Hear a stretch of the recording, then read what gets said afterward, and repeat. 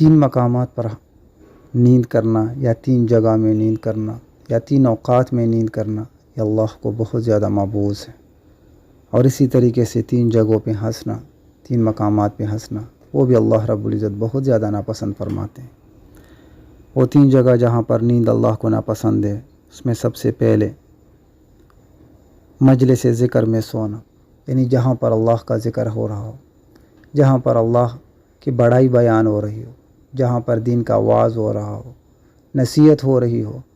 اور اس مجلس میں انسان سوتا ہے تو یہ اللہ کو بہت زیادہ ناپسند ہے۔ اس طریقے سے نماز فجر کے بعد اور عشاء سے پہلے سونا، اس کو اللہ رب العزت بہت زیادہ ناپسند فرماتے ہیں،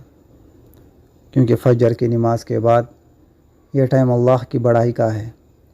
اور اس ٹائم اللہ رب العزت انسانوں کا رزق تقسیم کرتے ہیں۔ تو جس گھر میں لوگ اس ٹائم میں سوئے ہوتے ہیں وہاں پر بے برکتی آتی ہے۔ اور اگر میڈیکل کے حساب سے دیکھا جائے تو آج سائنس نے ثابت کر دیا کہ صبح کے اس ٹائم یعنی فجر کے ٹائم میں اس ٹائم میں آکسیجن دنیا میں سب سے زیادہ ہو جاتا ہے۔ تو جو لوگ اس ٹائم جاگتے ہیں تو ان کو جو ہے وہ آکسیجن زیادہ ملتی ہے، جس کی وجہ سے وہ زیادہ صحت مند رہتے ہیں اور بیماریوں سے بچ کے رہتے ہیں۔ اس طریقے سے عشاء سے پہلے بھی سونا اللہ رب العزت کو بہت زیادہ ناپسند ہے۔ اور فرض نماز میں سونا، یعنی جب اللہ کے سامنے انسان کھڑا ہوتا ہے اور اللہ رب العزت اس سے باتیں فرما رہے ہوتے ہیں، اللہ کے سامنے اپنی جو مصیبتیں ہیں، اپنی تکلیفیں ہیں، وہ جو ہے بیان کر رہا ہوتا ہے، اور اللہ رب العزت ہمارے ہر لفظ پہ جواب دے رہا ہوتا ہے۔ جب ہم کہتے ہیں الحمدللہ رب العالمین تو اللہ رب العزت اس کے جواب میں ہم سے ہم کلام ہوتا ہے، اور جب ہم اہدنا الصراط المستقیم مانگتے ہیں تو وہ ہمیں وہ راستہ عطا کرنے والا ہوتا ہے۔ تو اس وجہ سے نماز میں سونا یہ اللہ کو سخت ناپسند ہے، کیونکہ اس میں جو ہے انسان اللہ کے بہت قریب ہو جاتا ہے، اور پھر سجدے میں تو سب سے زیادہ اللہ کے انسان قریب ہو جاتا ہے۔ تو کوشش کرنی چاہیے کہ اس نماز میں جب بھی آپ کھڑے ہوں کہ اس میں آپ نہ سوئیں۔ اس طریقے سے جو 3 جگہوں میں ہنسنا اللہ کو بہت زیادہ ناپسند ہے۔ تو پہلے جنازے کے پیچھے ہنسنا، اکثر ہم لوگ جنازے کے پیچھے جا رہے ہوتے ہیں، وہ ٹائم جو عبرت کا ہوتا ہے، وہ ٹائم جو اس مردے کا ہم پر حق ہوتا ہے، اس کے لیے دعاؤں کا ہوتا ہے، اس کے پیچھے اذکار پڑھ کر اس کی طرف مغفرت کرنے کا ہوتا ہے، اس ٹائم ہم دنیاوی باتوں میں لگے ہوتے ہیں، اور کبھی کبھی ایسی بات آ جاتی ہے جس پر ہماری ہنسی نکل جاتی ہے، جو اللہ کو سخت ناپسند ہے۔ اسی طریقے سے مجلس میں اللہ کا جب ذکر ہو رہا ہوتا، اللہ کا واعظ ہو رہا ہوتا، اللہ کی بڑائی بیان ہو رہی ہوتی ہے، اور اس میں ہم ہنستے ہیں۔ تیسرے قبرستان میں،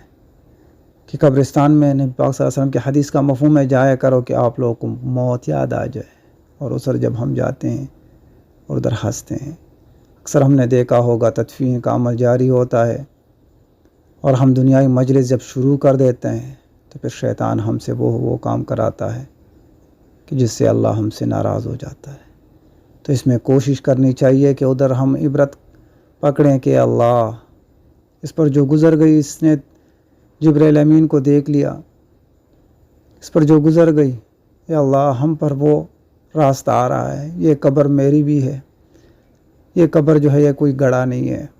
یہ حضور پاک صلی اللہ علیہ وسلم کی حدیث کا مفہوم ہے، یا تو جنت کا ایک باغیچہ یا جہنم کا ایک گڑھا ہے، تو یا تو اس میں دروازہ کھلے گا جنت سے یا جہنم سے۔ اے اللہ ہمارے معافی کر دے، اے اللہ ہمارے گناہوں پہ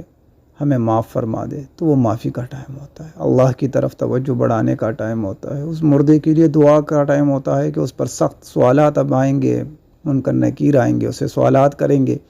اس کے لیے دعائیں کرے، اس کے لیے اللہ سے مانگے کہ اللہ اس کو کامیاب فرما دے،